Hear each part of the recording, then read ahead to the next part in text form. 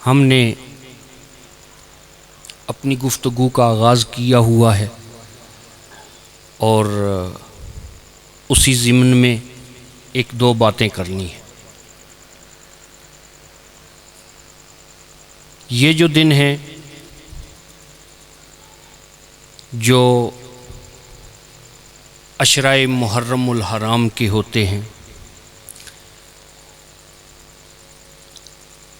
بے شک آپ کم بیٹھے ہیں، لیکن جملہ دینے میں کوتاہی کرنا، کنجوسی کرنا میرے مزاج میں نہیں۔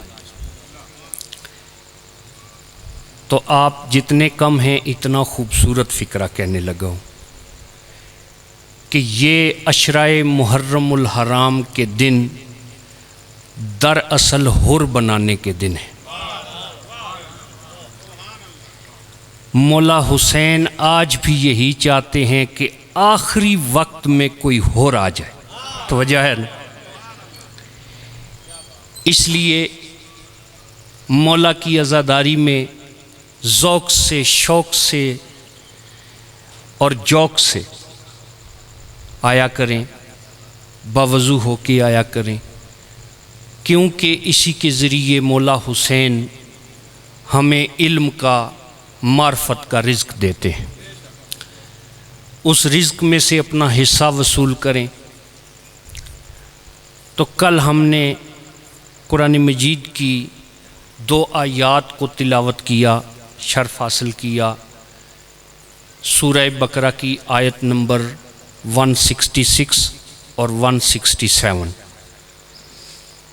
کل بھی میں نے بالکل اختصار سے اپنے الفاظ میں تھوڑا سا ان آیات کے مفہوم کو ڈھالنے کی کوشش کی۔ ضروری نہیں ہوتا کہ جو میں کہوں وہ ہی ٹھیک ہے، تو جو ہے نا، لیکن یہ منبر حسین علیہ الصلوۃ والسلام کا اعجاز ہے کہ یہاں آ کے کوئی یہ نہیں کہتا کہ میں یہ کہتا ہوں۔ یہاں آ کے ہر کوئی مجبور ہوتا ہے یہ کہنے پر کہ مولا نے یوں کہا ہے، تو وجہ ہے نا۔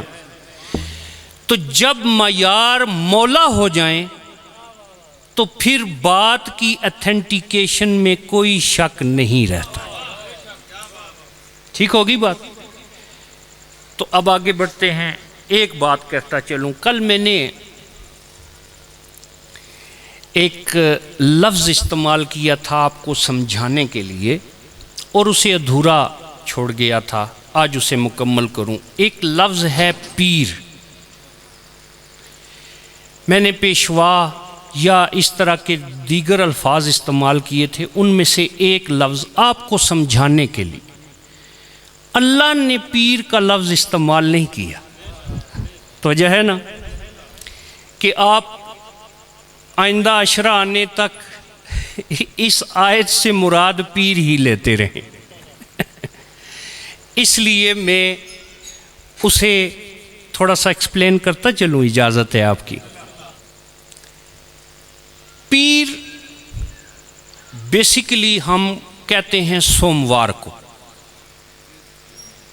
ایسا ہی ہے، سوموار، منگل بدھ، پیر منگل بدھ۔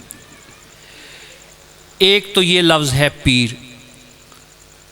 دوسرے نمبر پہ فارسی زبان میں پیر کہتے ہیں جو بزرگ ہوتا ہے، بوڑھا ہوتا ہے، طویل العمر ہوتا ہے، اسے فارسی زبان میں پیر کہتے ہیں۔ اچھا، اب ایک بات ہے کہ جب آپ کسی کو پیر کہتے ہیں تو کیا آپ اسے بوڑھا کہتے ہیں یا سوموار کہتے ہیں؟ ہے نا جی بات؟ کبھی سوچا نہیں، بس جیسے سارے کہتے ہیں ہم بھی کہہ دیتے ہیں پیر صاحب۔ سوال یہ ہے کہ پیر کسے کہتے ہیں؟ تو آج کل موبائل کا دور ہے، بڑی آسانی ہو گئی ہے مجھے یہ بات سمجھانے کے لیے، چونکہ ہم رومن انگلش میں اردو لکھتے ہیں، یعنی انگلش کے الفاظ کو اردو کی شکل میں ڈھالتے ہیں دوسرے لفظوں میں۔ ایک زبان ہے فرینچ، فرانسیسی زبان جو ہے، فرینچ زبان میں یہ جو پیر لفظ ہے یہ اصل میں فرینچ سے آیا ہے۔ توجہ ہے؟ توجہ میری طرف رکھیے گا۔ پتہ نہیں کون سا لفظ کس کے لیے ہوتا ہے، اللہ کرے کہ یہ جو بات سمجھا رہا ہوں یہ سبھی کے دل میں اترے، تو آئندہ جب آپ کسی کو پیر کہیں تو آپ کو یہ بات یاد آئے، پھر آپ اسی کو پیر کہیں جو پیر ہے۔ توجہ ہے نا؟ فرینچ زبان میں PEER، ٹھیک ہو گیا؟ اس کو اردو میں پڑھیں گے تو کیا پڑھیں گے؟ پیر، ٹھیک ہو گیا؟ اس کو جب فرینچ میں پڑھیں گے تو جس طرح ہم آر یا رے پڑھتے ہیں آر کو، فرینچ زبان میں آر کو خے پڑھا جاتا ہے، ٹھیک ہو گیا؟ جیسے خرد، خود، یہ والا جو خے ہے خا، وہ جہاں بھی آر لکھا ہوگا اس کو خے پڑھیں گے۔ پریشان تو نہیں؟ اب جب ہم جس کو پیر پڑھتے ہیں اسے فرینچ میں پڑھیں گے تو پڑھا جائے گا پیوخ۔ کیا پڑھا جائے گا؟ پیوخ۔ اچھا جی، ٹھیک ہے جی، مان لی بات۔ اب پیوخ کسے کہتے ہیں؟ فرینچ زبان میں جو خالص ٹون ہوتا ہے، یعنی جس میں کسی دوسرے سٹون کی، کسی دوسری دھات کی ملاوٹ نہ ہو، اسے فرینچ زبان میں پیوخ کہتے ہیں۔ جیسے زمرد، یاقوت، یہ جتنے بھی پتھر ہیں جو خالص ہوتے ہیں انہیں فرینچ زبان میں پیوخ کہتے ہیں۔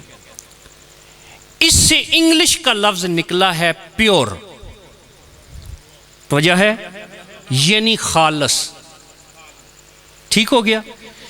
اب یہ فرینچ زبان کا لفظ جو پیوخ ہے جب اردو میں آیا تو اس کو ہم نے کہا پیر۔ تو دراصل ہم جسے خالص سمجھتے ہیں اسے پیر کہتے ہیں۔ توجہ ہے؟ سمجھ میں آ گئی بات؟ یاد رہے گی؟ اسے پیر کہتے ہیں۔ تو کل میں یہ ترجمہ تو کر گیا لیکن میرے ذہن میں یہ الجھن رہی کہ میں سمجھانے کے لیے لفظ پیر میں نے لفظ استعمال کیا، در حقیقت اللہ کی یہاں مراد پیر نہیں۔ اذان ہو رہی ہے، انتظار کر لے تھوڑا سا، صلوات پڑھ دیجئے۔